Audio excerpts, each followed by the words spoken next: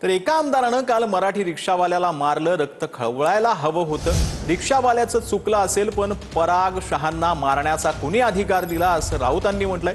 फडणवीस नियम मोडतात म्हणून पराग शहा आयुक्तांची कॉलर धरणार का? पराग शहांनी रिक्षावाल्याला मारल्याप्रकरणी राऊतांनी हा सवाल केलेला. काल एका आमदारानं एका रिक्षावाल्याला मारलं मराठी रिक्षावाला होता. रक्त खळून उठायला पाहिजे. चुकला असेल तो, त्याने नियम मोडले असतील, पण पराग शहा नावाच्या माणसाला मराठी रिक्षावाल्यावर हात टाकण्याचा अधिकार कोणी दिला?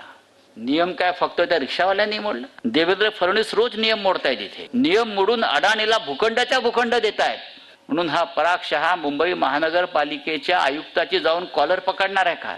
तू नियम मोडतोस म्हणून? मग किती जणांची कॉलर हा आणि किती जणांच्या कानफडात हा पराग शहा मारणार आहे? याचा विचार, हा प्रश्न या पराग शहासारख्या लोकांना विचारण्यासाठी ही आपली निवडणूक आहे, लक्षात घ्या. महानगरपालिका